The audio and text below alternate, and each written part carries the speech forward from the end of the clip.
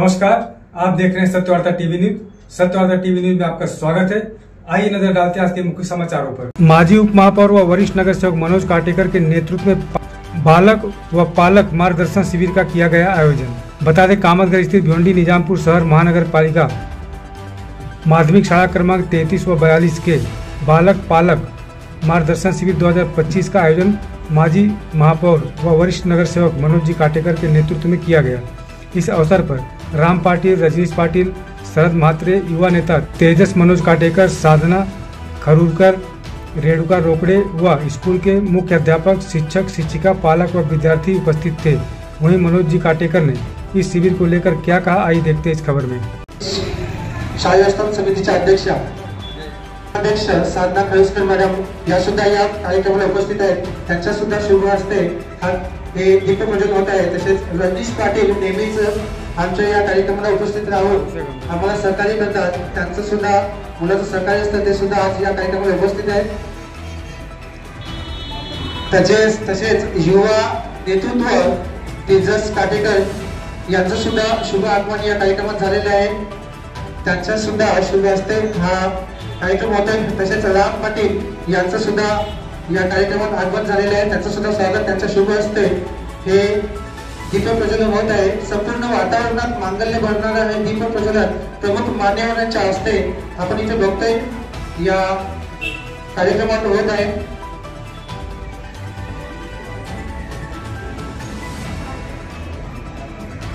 तर अनेक प्रतिष्ठित व्यक्तिमत्व आपण बघतोय या कार्यक्रमाला उपस्थित आहे।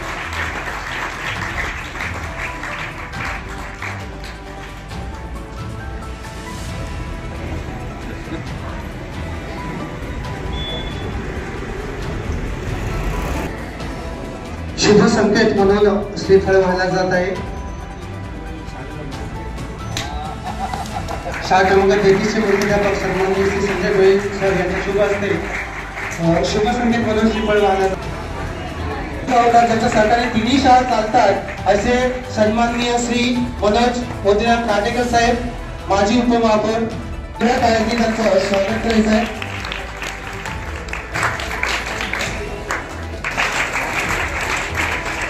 सर्व पदांचा नेतृत्व स्वागत आणि सन्मान करायचा आहे। बघा, आपल्या शाळेत मूल येतं, शाळेतून घरातून आपल्या मूल जेव्हा येतं शाळेत येण्यासाठी, त्यावेळेला मुलगा कसा स्वच्छ टापटीप सकाळी आंघोळ केलेली, शाळेचे कपडे घातलेले, केस विंचरलेले, अशा पद्धतीने शाळेत आला पाहिजे। हे बघायला आम्हाला फार फार क्वचित मिळतं। म्हणजे टक्केवारी मनपामध्ये, महानगरपालिकेच्या शाळेमध्ये सांगतोय, याची टक्केवारी जी आहे फार कमी आहे, 50-60% आहे। जवळजवळ 40% जी आहे ती नाहीये। पण हीच टक्केवारी जर तुम्ही प्रायव्हेट शाळेला गेलात तर ही टक्केवारी जास्त आहे। तुम्हाला एवढंच सांगू इच्छिते की जीवन आहे खरी कसोटी, मागे वळून पाहू नका, येईल तारावयस कोणी, वाट कुणाची पाहू नका, यश तुमच्या जवळ आहे, जिंकल्याशिवाय राहू नका। बघा, खरोखर यश तुमच्या जवळ आहे म्हणजे काय की आपण जर आपल्याला यशाचं शिखर गाठायचं असेल, चांगलं शिक्षण घ्यायचं असेल तर आपल्याला काय करावं लागेल? नेहमी शाळेत यायला हवं, बरं की नाही? रोज नेहमी शाळेत आलात तर तुम्ही शिक्षण चांगल्या पद्धतीने घ्याल। आणि आपण शिक्षण घेत असताना जीवनामध्ये काही करायचं असेल आपल्याला, तर आपल्याला उत्तम शिक्षण खूप घेणं गरजेचं आहे। म्हणून आपल्याला नेहमी शाळेत येणं अनिवार्य, उपस्थिती अनिवार्य आहे। आज मी जे पोषण आहार इन अ साऊंड बॉडी, निरोगी शरीरात निरोगी मन राहतं। मन निरोगी, शरीर निरोगी तर मन निरोगी, आणि जर मन जर निरोगी असेल तर सर्व काही आपल्याला शक्य आहे। कारण मन करारे प्रसन्न सर्व सिद्धीचे कारण। आपलं मन प्रसन्न असेल तर सर्व गोष्टी सहज आपण चांगल्या रीतीने करून आपला स्वतःचा, आपल्या पालकांचा, आपल्या घराचा विकास करू शकतो, परिणामी आपल्या देशाचा विकास होतो। म्हणून मन प्रसन्न करायचं असेल तर आपलं शरीर निरोगी पाहिजे, आणि शरीर निरोगी पाहिजे असेल तर शरीराचा सर्वात महत्वाचा भाग म्हणजे आपलं पोट निरोगी असायला हवं. पोट निरोगी ठेवायचं असेल तर आपण जे दिवसभर खातो, जो आहार घेतो तो आपला चांगला पाहिजे. हे सर्व पालकांनी लक्षात घ्या. आपल्या मुलांचं आरोग्य चांगलं असेल तर ते आजारी पडणार नाही, दररोज शाळेत जातील, चांगला अभ्यास करतील, चांगले नागरिक बनतील, चांगला पैसा कमावतील, चांगले संस्कार त्यांच्यावर होतील. यांनी या सगळ्या चांगल्या गोष्टींचा फायदा तुमच्या म्हातारपणात होईल. तुमच्या म्हातारपणात हीच मुलं चांगली तुमची सेवा करतील. हे सगळ्यांनी पक्क ध्यानात ठेवा. म्हणून आपल्या मुलांनी काय खाल्लं पाहिजे, काय नाही खाल्लं पाहिजे, ह्या गोष्टी कायम आपण लक्षात घेतली पाहिजे. 33 नंबर जवळजवळ 8 वर्ष झाले, 8-9 वर्ष झाले माझे मुलं इथं शिकत होते आणि अजून मी एक 4थीला आहे आणि एक 2रीला आहे.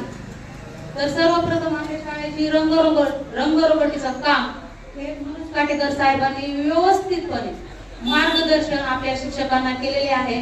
आणि आपले नगरसेवक जर नसते तर ह्या शाळेला काहीच अर्थ नव्हता. केलं ते सर्व पालकांनी लक्षात ठेवावं आणि आपल्या विभागातल्या ज्या शाळा आहेत त्या जास्तीत जास्त त्याची प्रगती हवी यासाठी आम्ही सर्व शिक्षक प्रयत्न करतोय. आजचा जो शाळा क्रमांक 33 आणि 42 आणि आमच्या इथे असलेली माध्यमिक शाळा यांचं पालक आणि बालक शिक्षक यांचा समय होण्यासाठी हा एक मेळावा आयोजित केला होता. कारण येत्या फेब्रुवारी मार्च पासून सगळ्या शाळांच्या परीक्षा होत आहेत. 10वी आणि 12वीच्या अगोदर येत आहे.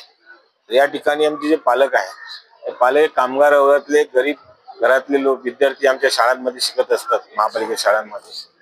त्या पालकांना माहिती असावं की आता परीक्षा येत आहे आणि आमच्या जो पालक शाळेमध्ये येतो, शाळेमध्ये शिक्षक शिकवतात, नंतर घरी येऊन अभ्यास करतात किंवा नाही करतात ही त्यांनी काळजी घेतली पाहिजे. आणि पालकांना सुद्धा सतर्क करण्यासाठी की घरातून सुद्धा तुम्ही विद्यार्थ्यांना मार्गदर्शन झालं पाहिजे पालकांकडून सुद्धा. आणि शिक्षकांनी केलेला जो गृहपाठ आहे किंवा त्यांना जो घरी करण्यासाठी अभ्यास दिलेला असतो, हा आपला मुलगा करतो की नाही करतो, पालकांची जबाबदारी आहे. ती जबाबदारी जाणीव करून देण्यासाठी त्यांना या ठिकाणी खास बोलवलेलं आहे. कारण महापालिकांच्या शाळांमध्ये असा काही मेळावा शिक्षक आणि पालक यांचा होत नाही.